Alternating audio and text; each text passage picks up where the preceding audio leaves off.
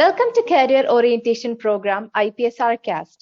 IT career സംബന്ധമായ നിങ്ങളുടെ സംശയങ്ങൾക്ക് ഉത്തരം നൽകുക എന്നതാണ് ഞങ്ങളുടെ ഉദ്ദേശം. So once again, welcome to yet another video of IPSR Career Studio.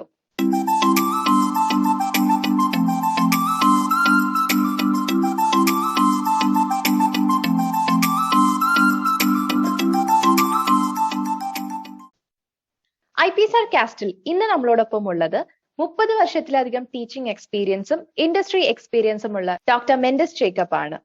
He is the CEO of IPSR Solutions Limited and Valiant Technologies UK.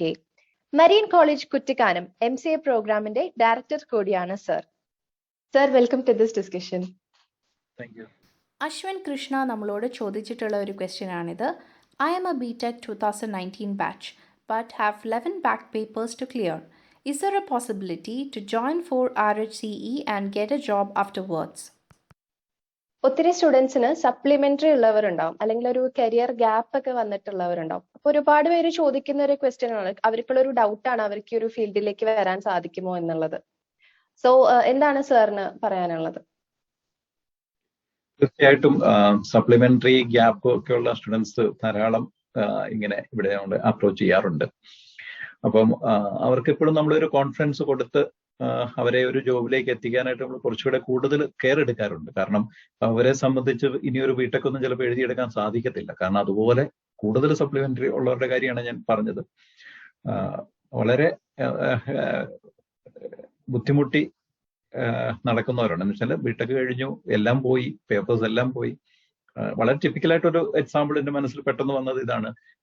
ഒരു സ്റ്റുഡന്റ് ഉണ്ടായിരുന്നു, മെക്കാനിക്കൽ എഞ്ചിനീയറിംഗ് കഴിഞ്ഞിട്ട് അദ്ദേഹത്തിന് ഒരു സബ്ജക്റ്റ് പോലും പാസ്സാകാൻ സാധിച്ചില്ല. കാരണം മെക്കാനിക്കൽ എഞ്ചിനീയറിംഗിനോട് ഒരു താല്പര്യമില്ലായിരുന്നു. എന്തോ കാരണവശാൽ അത് പഠിക്കേണ്ടി വന്നു. അങ്ങനെ വളരെ ഡിപ്രസ്ഡ് ആയിട്ടാണ് ഈ സ്റ്റുഡന്റും ഫാദറും ഇവിടെ വന്നത്. നമ്മളതൊരു ചലഞ്ചായിട്ട് എടുത്തു, ഒരു സ്പെഷ്യൽ കെയർ കൊടുത്തു.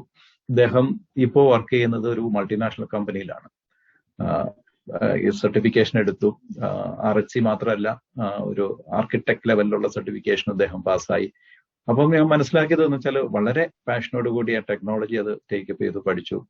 അതോടൊപ്പം തന്നെ BCAക്ക് ജോയിൻ ചെയ്തു. BCA ഇപ്പൊ തീരാറായി. ഇതുപോലെ തന്നെ വേറെ ഒത്തിരി സ്റ്റുഡൻസ് ഉണ്ട്. വേറെ പെട്ടെന്ന് ഉള്ള മനസ്സിൽ കണ്ട ഒരു എക്സാമ്പിൾ ഇതാണ്. ഒരു 44 ബാക്ക് പേപ്പേഴ്സ് ഉള്ള 2 പേരുണ്ടായിരുന്നു. അതൊരാൾ ഇവിടുന്ന് കഴിഞ്ഞപ്പോഴത്തേക്കും 3 ഓഫർ ആ സമയത്ത് അദ്ദേഹത്തിന് കിട്ടി. വേറെ ഒരാൾ ഇന്നൊരു മൾട്ടിനാഷണൽ കമ്പനിയിൽ വർക്ക് ചെയ്യുന്നുണ്ട്, ഒരു US ബേസ്ഡ് കമ്പനിയിൽ വർക്ക് ചെയ്യുന്നുണ്ട്.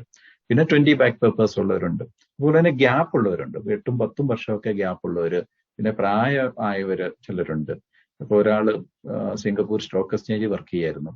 അവിടെ അവര് ലിനക്സിലേക്ക് സ്വിച്ച് ഓവർ ചെയ്തപ്പം ഇദ്ദേഹത്തിന് ഇത് പറ്റുമോ ഇല്ലയോ ഒന്ന് പഠിച്ചിട്ട് ആ ടെക്നോളജി ആ ടീമിലേക്ക് കയറണം. അപ്പൊ ഇവിടെ വന്നു, മലയാളിയാണ്, ഒരു 50+ ഏജ് ഉള്ള ആളായിരുന്നു. ഇവിടെ വന്ന് RHCE സർട്ടിഫിക്കേഷൻ എടുത്തു. അദ്ദേഹം തിരിച്ച് അവിടെ ചെന്ന് അവരുടെ ആ ടെക്നോളജി ടീമിലേക്ക് പിന്നെ അദ്ദേഹത്തെ അവര് അഡ്മിറ്റ് ചെയ്തു. ഇപ്പൊ അദ്ദേഹം അവിടെ വർക്ക് ചെയ്യുന്നുണ്ട്. അപ്പം ഗ്യാപ്പ് ഇതൊന്നും ഒരു പ്രശ്നമല്ല. സപ്ലിമെന്ററി ഉണ്ടെങ്കിലും ഇതൊന്നും ഇവിടെ ഒരു പ്രശ്നമില്ല. കാരണം ഈ സർട്ടിഫിക്കേഷന് ഒരു വാല്യൂ ഉണ്ട്. ഇപ്പം ബിടെക് പാസ്സാകാൻ പറ്റാത്ത ഒത്തിരി പേര് ഇവിടെ വന്ന് ഈ സർട്ടിഫിക്കേഷൻ എടുത്ത് പിന്നീട് അവർ ഏതെങ്കിലും കമ്പനിയിൽ ജോലി ചെയ്തു. ആ കൂടത്തിൽ തന്നെ അവർ പിന്നെ ഡിഗ്രിക്ക് ഒരുപക്ഷെ വേറെ ഏതെങ്കിലും BCA പോലെയുള്ള ഡിഗ്രികൾ അവരെടുത്തു പിന്നെ PG എടുക്കാൻ, അങ്ങനെയാണ് അവർ പോകാറുള്ളത്. കാരണം ഞാൻ പറഞ്ഞത് ഒരു 20 എബോവ് ബാക്ക് പേപ്പേഴ്സ് ഉള്ളവരുടെ കാര്യമാണ്. 4, 5 അല്ലെ 10 ബാക്ക് പേപ്പേഴ്സ് ഒക്കെ ഉള്ളവർക്ക് ഇതൊന്നും ഒരു പ്രശ്നമില്ല. അവർ അത് എഴുതി എടുക്കാറുണ്ട് സാധാരണഗതിയിൽ. അപ്പം ഇവർക്കൊക്കെ തീർച്ചയായിട്ടും ഈ ടെക്നോളജിയുടെ ഒരു താല്പര്യം വേണം. അത് വളരെ ഇമ്പോർട്ടന്റ് ആണ്. ഒരു പാഷനോട് കൂടി അതിനെ കാണണം, പിന്നെ പ്രാക്ടീസ് ചെയ്യണം നന്നായിട്ട്.